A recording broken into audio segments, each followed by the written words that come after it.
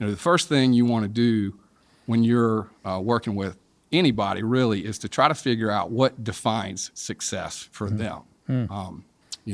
I think along the way realized that success is not a blanket concept. It's not a blanket destination, and it changes depending on who you are and what skill sets you have.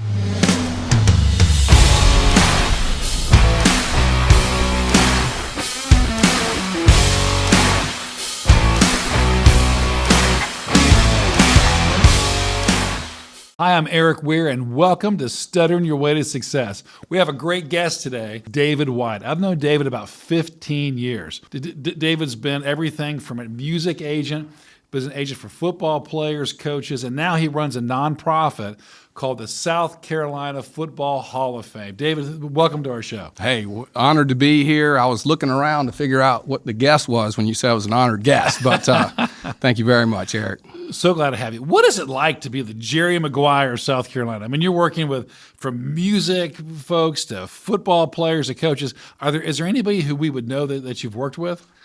I tell you, I've worked with a lot of great athletes and entertainers throughout the years, been practicing law in South Carolina for about 27 years, I guess. Just finished my 27th year.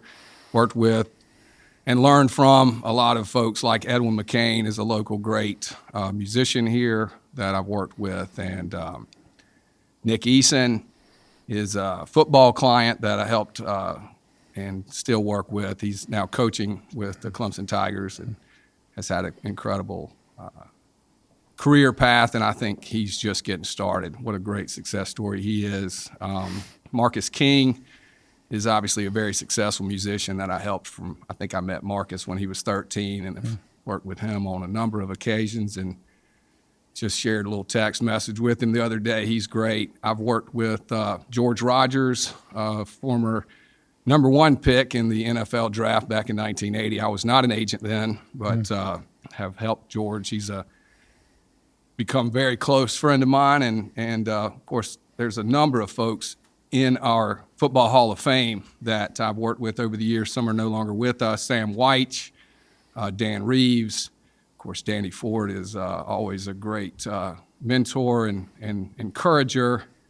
LaVon Kirkland, one of our mutual friends. Right. LaVon is someone who has really been incredible at revolutionizing, I think, the NFL football linebacker position, but also really working on revolutionizing education and South Carolina just leadership.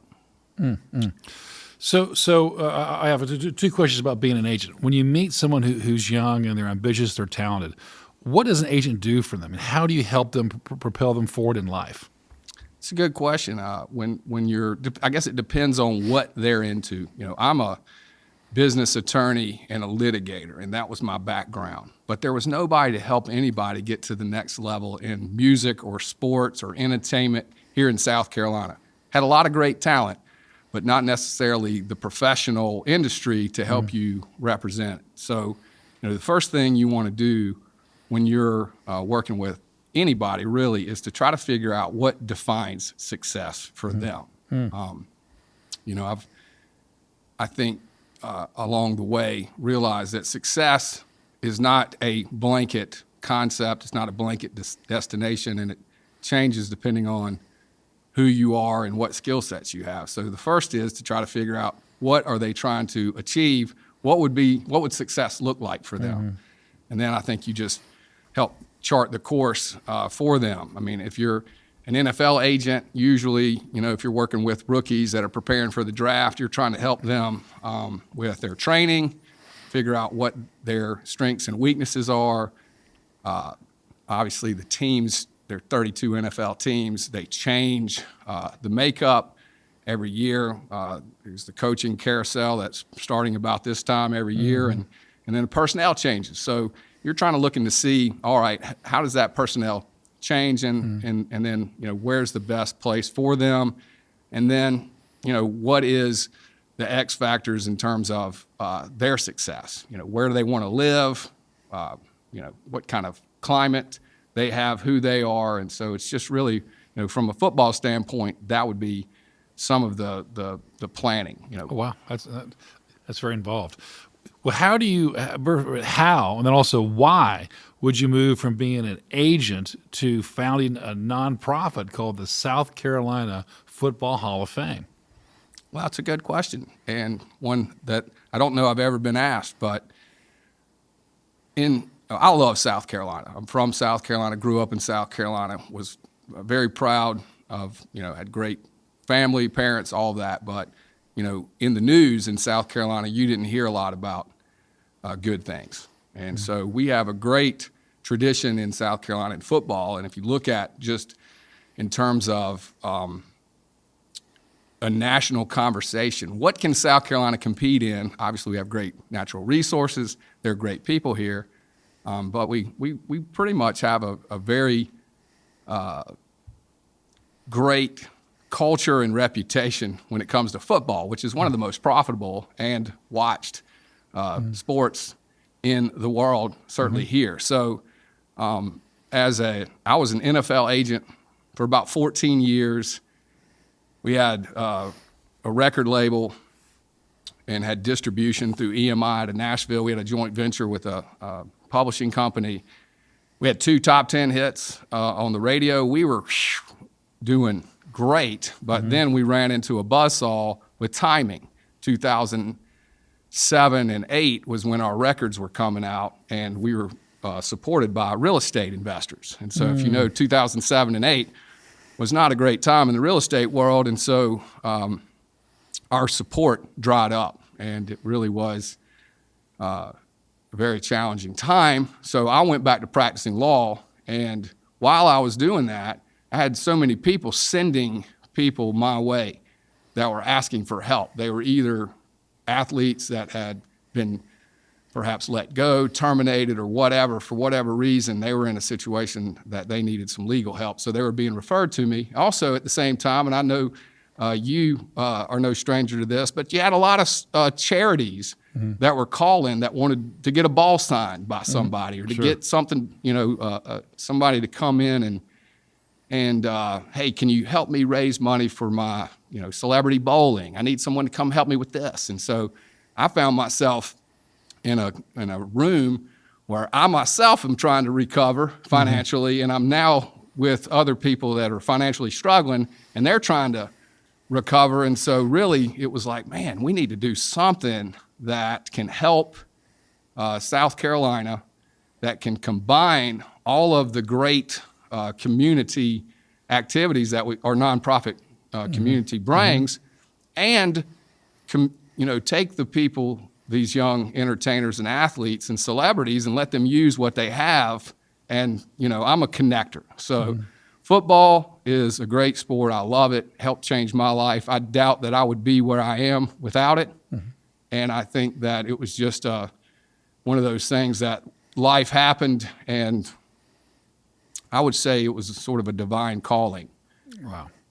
In previous talks with you, and then hearing you speak and talking to Levon as well, there seems to be a focus on education. Yes. Where South Carolina, I don't know the statistic, I'm sure you do, it doesn't rank very well in the nation for education, at least from middle school through high school. And I think it does fairly well in the colleges. But how do you think the South Carolina Hall of Fame can play into helping to increase South Carolina's ranking in education?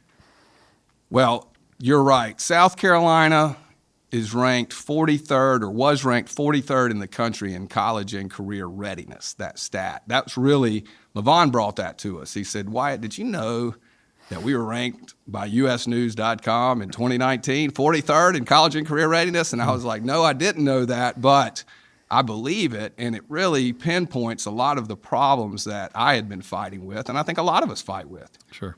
What is college and career readiness? Certainly, depending on who you talk to, you can get answers to that, but I think just if us sitting around, those out here in the audience, I mean, we could probably come to some sort of consensus by what we felt like college and career readiness, life preparedness is. And so when Levon said, I've never been satisfied being 43rd, I'm Levon Kirkland, and this is South Carolina. We want to be top 10 in the country in college and career readiness. I'm like, top 10? How are we going to do that? How are we going to do that? And he, quickly said, look, we're going to educate encourage and empower excellence in ourselves first and then in others. So how can we do that in South Carolina? I think number one, you're helping me do it right now by just bringing awareness out there. You know, we have the SC Top 10 in 2030 movement was what I'm calling it, campaign movement. And, you know, we're taking a stand for mentors, you know, in our own selves. You know, begins with mindset, to have that mentor mindset. It's against the tormentors. You might say, well, what is a tormentor? That's some sort of old school archaic term, which it kind of is. If you think about mayhem, you know, this tormentor is kind of like mayhem, you know, and we all have a tormentor in our lives in between our ears that we have to first learn to talk to. But then some of us have real tormentors out here, some of it. And so we're taking a stand and helping those that are helping. And so I think, for one, football is a way to bring everybody together. Okay. It connects everybody in South Carolina. We don't have to tell you about football. You know about football. Whether you like it or not, everybody's got some sort of connection to it. And then secondly, there's a concept called the 7 Mountains of Influence. Are you familiar with that? No, please tell me. Well, the concept is that there are 7 basically pillars of influence. For example, you've got the industry, you've got military, you've got government, you've got the nonprofit sector, you've got education, and small business, healthcare. I think that's the 7. And so if we can use football and the great leaders, like the guys that we've, you know, enshrined in the South Carolina Football Hall of Fame, like Levon Kirkland, like, you know, God rest his soul, Sam Weich was a huge champion for us. Oh, yeah. But most of these guys realize education is critical to changing lives. And so we're in the process of connecting with folks across this great state of South Carolina to pool our resources, hopefully engage in a meaningful conversation, and really help. There are a lot of things that are working, that are making a difference. And if we can help sort of be the conduit for sharing those best practices, getting the students engaged. Football is something that I think you can get attention with, and we can really make a difference in the game. Now, when I was listening to you a moment ago, we were talking about mentors. Yep. Having the attitude of a mentor, and I talk about that frequently. And who's eating your pie? Finding a mentor, how to go find a mentor. But who were your mentors? I mean, who made a difference in you? A, and then B, what did you learn from that mentor? Yeah, loved your book. Love your book. That Who's Eating Your Pie has a lot of great things in it, and resonated with it. My dad and my mom, and their parents were great mentors. My big brother and big sister were great mentors to me. You know, when you're the youngest in your family, I was the baby. You get to see a lot of what your siblings did right and wrong, and learn a lot from them. They gave me, when I got to Clemson, I'd already been visiting with them and knew a bunch of their friends, and so it's easier, as you know, when you have great relationships, to develop other great relationships. So you've been a mentor of mine. I've got a number of coaches. You know, I started my law practice with a group, the Leatherwood Law Firm, many of whom are still they're at different firms across, you know, the country now, but a lot of mentors there. So too many to count. That's great. To name. I'm very grateful for Greenville. I mean, lots of great leaders here. That's wonderful. Well, one of the things we try to hit upon each time in Study Your Way to Success is life isn't necessarily a straight line. There's setbacks. There are things that you learn from. There's no success without a setback. It's been my experience. So what type of setbacks have you faced? Is there a big one that you can share with us that, man, I didn't think I'd get through. I even felt like giving up at this point in time. So what was it like, and what did you learn? Setbacks. Well, we don't have enough time to talk about all my setbacks, Eric. And some of them I probably don't want to volunteer. But I mean, I think that you're right. Setbacks definitely challenge you to, you know, when things don't go the way you hoped that they would go. One thing I've learned, I mean, I would say, you know, when I was at Clemson, I was in a lawsuit. And I was in a lawsuit when I was younger. I was in a wreck. And I got sued for that, and I had to go to court twice. And I met a lawyer named Paul Foster, who was my lawyer and really inspired me to go to law school. He was a Southern lawyer with a lot of flair, and so, you know, you would say that wreck, I lied to my parents about it, so I had an ulcer, you know, because I had lied about it, and it was coming to trial and all this stuff, and so I learned, for one, when I came clean with my parents, it was something that just, you know, taught me about deceit and just how it eats you up. It's just not worth it. And then I think, secondly, you know, there's always something you can learn. And I've tried cases in the same courtroom that I ended up testifying in. And so I think you know, there's a lot of things you learn when you're in those types of situations. Oh, that's amazing. So we have listeners of all different ages. So imagine you're 18 or you're 25 or you're 45 or whatever it happens to be. Is there a book or an audio book that you either are listening to or have listened to that you would recommend to somebody?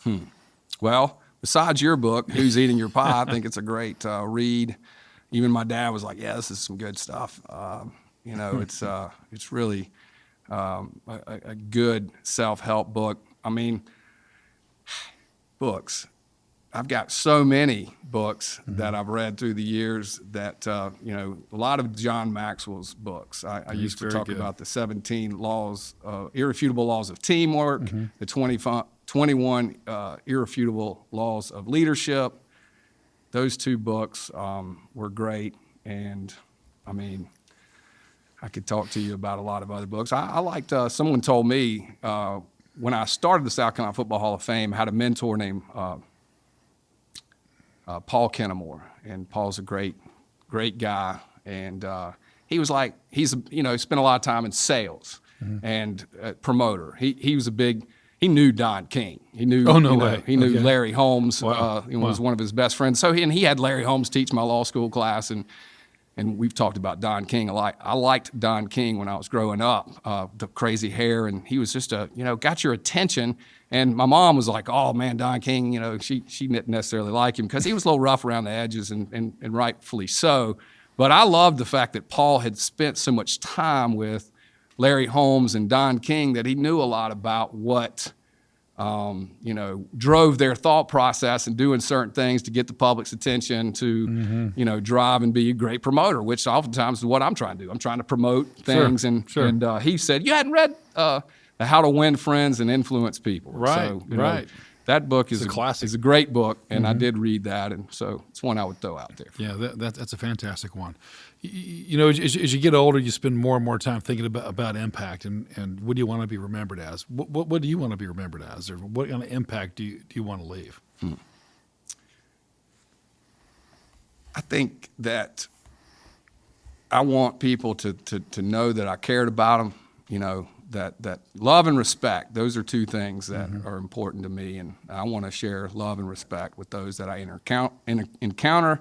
And I hope that, you know, one of the things that I struggled with growing up was just the challenge of you know, trying to be great or trying to do something great. And really that outside of you is a recipe for emptiness. And I think that when I learned that just doing the best, being the best that you can do and help others to be the best that they can be.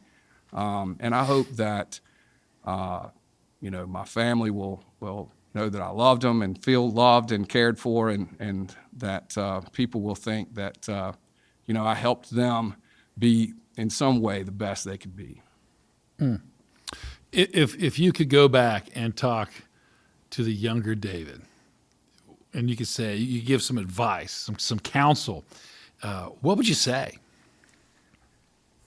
Well, I would say, for one, the habits that you form, you need to pay attention to those because they form before you realize it.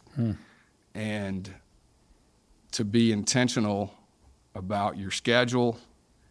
And I would tell my younger self to slow down before I make decisions.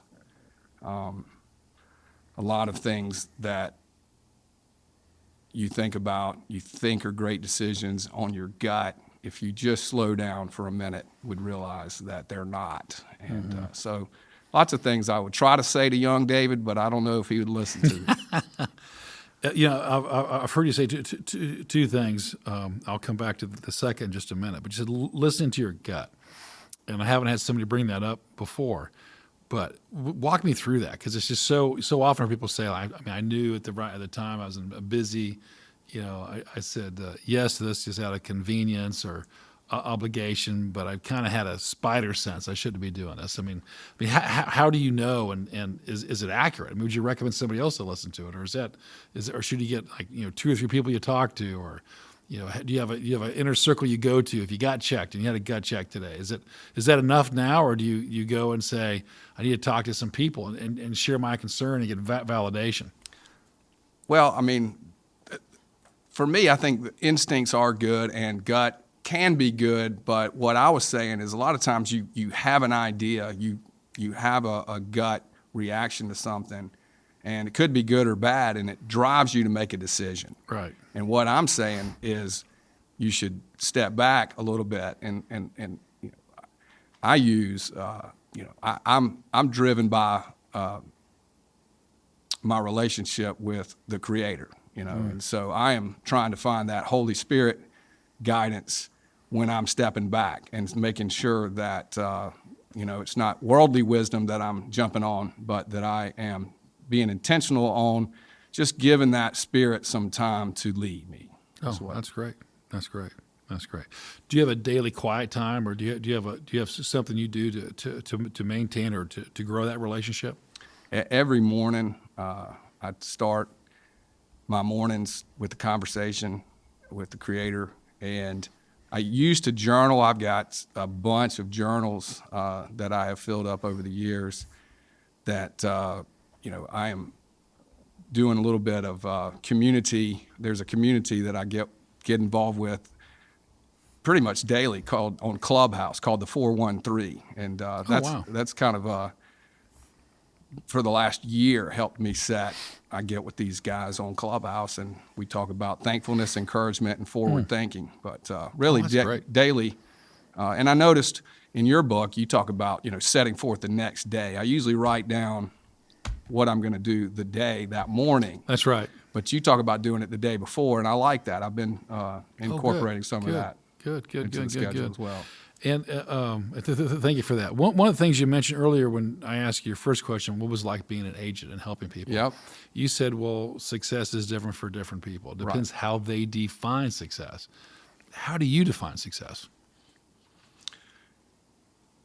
Well, I think success for me, I've learned, is really it's health, wealth, faith, and love. And so it's more than just your money or your career. I think that so for one, you can't be just successful as one of those things. And I think if you can achieve, again, it goes back to the best that you can do. What's the best that David Wyatt can do in terms of the things that I've been given, the gifts that I've been given, those things that I do well and are good at, what are your God-given talents? How can I take those and invest my time in a way that not only serves my purpose, but serves those that I'm working with? And so to me, it's helping others get what they want. Really, it's helping them achieve that. And so whether it's one of my business clients that I'm working with as a lawyer, trying to help them achieve success and achieve their goals and avoid pitfalls, or it's litigation where I'm trying to either get someone out quickly or at least get them out as fast as possible with the result that's as good as can be, and that's where really for me, success is helping to me connect. I realize I'm not great for every situation, so I try to say no to those situations that aren't going to really allow me to serve. I got you. So a few times I've seen you on your social media, or I've seen you and sometimes you and Levon, where you're addressing sometimes a large group of people, hundreds of people. Right. And I've also seen you address a classroom, like kids that look like they appear to be in high school. What do you say to them? It just depends. I mean, I teach at the law school. I teach sports and entertainment law. Just finished up sports law class down at South Carolina, and so I drive down on Thursdays and spend a couple of hours down there with them. And entertainment law this semester, and of course teach that with another professor, Joe McCullough, who taught me while I was in class. So what am I teaching? In those instances, we're teaching entertainment and sports. And we're teaching you about the business, how to make money in those things, and the legal aspects that wrap around, whether it's litigation or transactional negotiating or problem solving. Younger folks, high school kids, when I'm talking to them, I want to tell them that, for one, that I believe in them. I think that It's important. belief in ourselves is sometimes hard for us as we grow up, and depending on our upbringing, sometimes you need someone else to believe in you. So I tell them, look, I believe in you, and if you can't believe in yourself, you can borrow some of mine. Oh, that's fantastic. That's great. Every time I hear about belief, I'm brought to Henry Ford saying many years ago, whether you think you can or you think you can't, in either case, you're probably right. So belief is very important. That's wonderful that you're doing that. You also mentioned habits, and some that you have. To our listeners, if you were to say, people from all different walks of life, what kind of habits should they consider having, in the new year?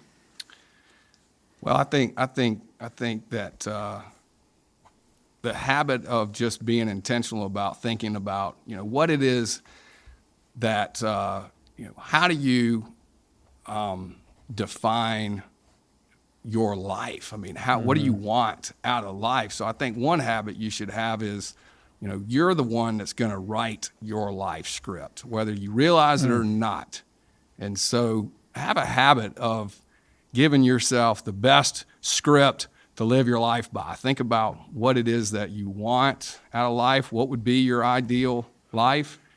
And so that habit, I think, is important. And then set those goals. What goals, and then put a deadline to those goals, like our SC Top 10 and 2030 game. Yeah. So that's fantastic. Health. You need to walk. You need to move. And in the legal world, in the sports world, sports is the most competitive business I've been in. That and entertainment, and so there's so much stress in those competitives. There's a lot of stress in the legal world because we're dealing with a lot of times conflict and controversy. And so I think that one of my mentors told me, he said, Wyatt, you got to stress your body to de-stress the mind. And when I didn't, I had habits that I've put down a lot of those habits when I was younger. And I used to have different habits that I would go to when I was stressed out. And so those are not very productive. They don't help your health. They don't, and so when you set these goals in health, wealth, love, and faith, you can begin to evaluate the habits of your life and filter those. And so I think setting a move goal in addition to all the rest is critical. You got to exercise, and I think you need to do it every day, even if it's just walking. Oh, that's fantastic. That's good. So, if David, if somebody want to learn more about you or more about the South Carolina Hall of Fame, or if they said, hey, I got an idea hearing about a football being signed or having a professional athlete or a former athlete could come by and speak to my group, how will they find you? Well, if you need a lawyer, it's seblawfirm.com. SEB, like sports entertainment business, lawfirm.com. If you want to get involved with the South Carolina Football Hall of Fame, we'd love to have your support in whatever way. That's scfootballhof.org. And, we're on LinkedIn and Instagram, Twitter. I'm at Wyatt Sports. Reach out. Would love to hear from you.